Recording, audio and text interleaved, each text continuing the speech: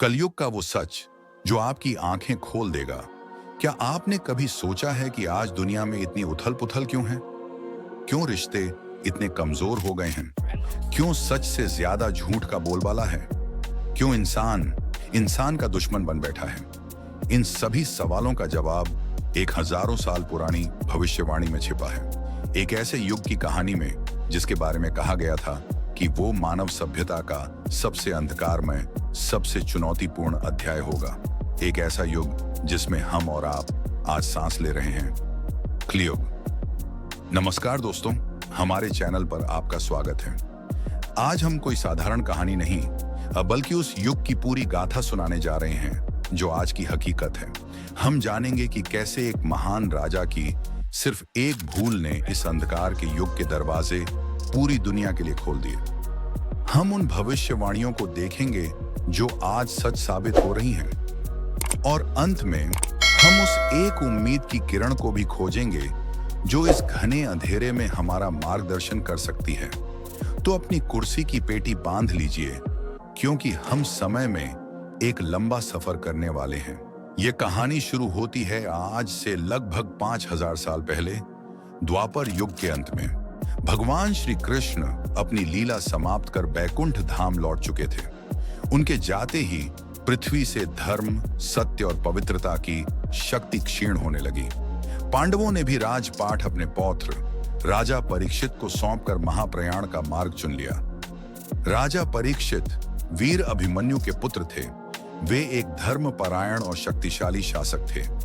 उनके राज्य में प्रजा सुखी थी और अधर्म का कोई स्थान नहीं था।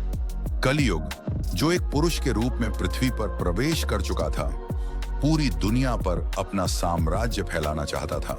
लेकिन राजा परीक्षित के प्रताप के कारण वह उनके राज्य में घुसने की हिम्मत नहीं कर पा रहा था। एक दिन राजा परीक्षित शिकार के लिए निकले।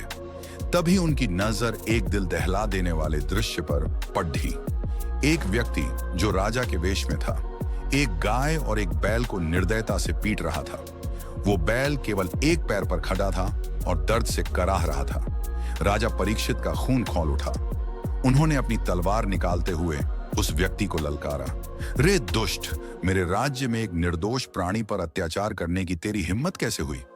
वो बैल कोई और नहीं, स्वयं धर्म था, जिसके 3 पैर तप, पवित्रता, दया द्वापर के अंत के साथ कट चुके थे, और अब वो केवल सत्य रूपी एक पैर पर खड़ा था।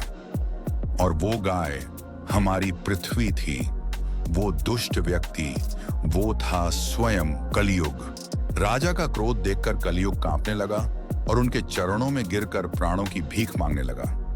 राजा परीक्षित शरणागत को क्षमा कर देते, लेकिन कलयुग अधर्म का प्रतीक था।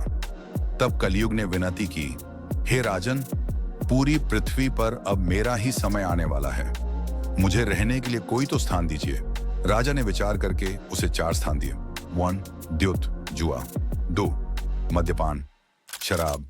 3 स्त्रीगमन, व्यभिचार। 4 और हिंसा अमल। कलयुग इन स्थानों से संतुष्ट नहीं हुआ। उसने चालाकी से कहा, महाराज, ये सभी स्थान एक साथ मिलना कठिन है। मुझे कोई एक ऐसा स्थान दीजिए जहां ये चारों अवगुण एक साथ हों। और यहीं पर राजा परीक्षित से वो भूल हुई जिसने इतिहास की धारा बदल दी। उन्होंने बिना सोचे समझे कह दिया, ठीक है, तुम स्वर्ण यानी सोने में वास कर सकते हो। सोने में अहंकार, लोभ, ईर्ष्या और हिंसा सब कुछ वास करता है। जिस क्षण राजा ने यह कहा, उस समय उन्होंने स्वयं एक स्वर्ण मुकुट पहन रखा था। कलयुग को अवसर मिल गया और वो तुरंत राजा के मुकुट में प्रवेश कर गया। और बस, अधर्म ने धर्म के सिर पर अपना आसन जमा लिया। राजा की बुद्धि भ्रमित हो गई और इसी भ्रम में उन्होंने ध्यान में लीन एक अर्षि का अपमान कर दिया, और परिणाम स्वरूप 7 दिन में तक्षक नाग द्वारा काटे जाने का श्राप पा लिया। इसी श्राप के कारण राजा परीक्षित का देहांत हुआ और पृथ्वी पर कलयुग को रोकने वाला आखिरी योद्धा भी चला गया। इस तरह कलयुग का अंधकार पूरी दुनिया पर छा गया। तो ये थी कहानी कलयुग के आगाज की। लेकिन हमारे आर्षि मुनियों ने हजारों साल पहले ही बता दिया था कि जब ये युग अपनी चरम सीमा पर होगा तो दुनिया कैसी दिखेगी। आइए उन भविष्यवाणियों को आज की दुनिया की कसौटी पर कस कर देखते हैं। भविष्यवाणी 1, धर्म का पतन। नाथशास्त्र कहते हैं लोग पाखंडी हो जाएंगे, धर्म का पालन केवल दिखावे के लिए होगा। हम देखते हैं कि लोग खुद को धार्मिक तो कहते हैं, लेकिन उनके जीवन में दया, करुणा और सत्य नहीं है। भविष्यवाणी 2, धन ही सब कुछ होगा। शास्त्र कहते हैं जिसके पास धन होगा उसी को गुणी माना जाएगा। न्याय और कानून अमीरों की कठपुतली बन जाएंगे। क्या यह सच नहीं है? आज इंसान की कीमत उसके चरित्र से नहीं, उसकी बैंक बैलेंस से तय होती है। भविष्यवाणी 3, रिश्तों का विघटन। शास्त्र कहते हैं लोग अपने माता पिता की सेवा नहीं करेंगे, विवाह मात्र एक समझौता रह जाएगा और पति पत्नी के रिश्ते स्वार्थ पर टिके होंगे। पारिवारिक विघटन आज समाज की सबसे बड़ी समस्याओं में से एक है। भविष्यवाणी 4, आयु, बल और बुद्धि का क्षय। शास्त्र कहते हैं मनुष्यों की औसत आयु कम होगी, शरीर कमजोर होंगे और स्मरण शक्ति घट जाएगी। लोग छोटी छोटी बातों पर क्रोधित और अवसादग्रस्त, डिप्रेस्ड हो जाएंगे। आज की जीवन शैली, बीमारियां और मानसिक तनाव इस भविष्यवाणी को अक्षरशः सच साबित कर रहे हैं। भविष्यवाणी 5, प्रकृति का प्रकोप। शास्त्र कहते हैं मौसम का चक्र बिगड़ जाएगा, कहीं भयंकर सूखा पड़ेगा तो कहीं विनाशकारी बाढ़ आएगी। लोग अन्न और जल के लिए तरसेंगे। ग्लोबल वार्मिंग और प्राकृतिक आपदाएं आज की सबसे बड़ी सच्चाई हैं। ये भविष्यवाणियां हमें डराने के लिए नहीं, बल्कि सचेत करने के लिए थीं। ये सब सुनकर निराशा होती है ना? ऐसा लगता है मानो हम एक ऐसे अंधेरे में फंस गए हैं जहां से निकलने का कोई रास्ता नहीं। लेकिन रास्ता है। शास्त्रों ने जहां कलयुग की भयानक तस्वीर दिखाई है, वहीं इस युग को एक वरदान भी दिया है। एक ऐसा वरदान जो किसी और युग में नहीं था। तुलसीदास जी ने लिखा है कलयुग केवल नाम अधारा, सुमिरी सुमिरी नर उतरहिं पारा। इसका अर्थ है कि कलयुग में मुक्ति का आधार केवल भगवान का नाम है।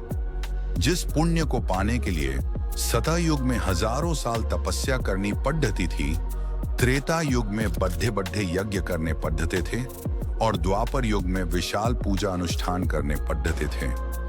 वही पुण्य, वही मोक्ष कल युग में केवल सच्चे मन से, पूरी श्रद्धा से भगवान का नाम लेने मात्र से प्राप्त हो जाता है। इस युग में बाहरी आडंबरों और कर्मकांडों से ज्यादा महत्वपूर्ण है आपकी आंतरिक श्रद्धा, आपका सच्चा भाव। आप किसी भी ईश्वर को माने, किसी भी रूप में उन्हें पूजें। अगर आप सच्चे मन से उन्हें याद करते हैं, अच्छे कर्म करने का प्रयास करते हैं और धर्म के सबसे सरल नियम, दूसरों को पीठ ढाना देना, पेंटिंग का पालन करते हैं, तो कल युग का कोई भी अंधकार आपको छू नहीं सकता। तो दोस्तों, हम एक चुनौतीपूर्ण युग में जी रहे हैं, ये सच है। चारों तरफ नकारात्मकता है, ये भी सच है। लेकिन सबसे बड़ा सच ये है कि इस अंधेरे को चीरने वाली रोशनी हमारे अपने अंदर है, हमारी भक्ति में, हमारे कर्मों में और हमारी अच्छाई में। कलयुग एक परीक्षा है, यह देखने के लिए कि जब चारों तरफ अधर्म हो, तब भी कौन धर्म के मार्ग पर टिका रहता है। जब चारों तरफ झूठ हो, तब भी कौन सत्य का साथ देता है। आपको क्या लगता है, क्या हम वाकई कलयुग के उस चरम पर हैं जिसकी भविष्यवाणी की गई थी? और इस युग की चुनौतियों का सामना करने के लिए आपका तरीका क्या है? नीचे कमेंट्स में हमें जरूर बताएं। अगर आपको यह यात्रा पसंद आई हो तो इस वीडियो को लाइक करें, अपने दोस्तों और परिवार के साथ शेयर करें ताकि वे भी इस ज्ञान को समझ सकें। और हमारे चैनल को सब्सक्राइब करना न भूलें। हम आगे भी ऐसे ही ज्ञानवर्धक वीडियो आपके लिए लाते रहेंगे। धन्यवाद।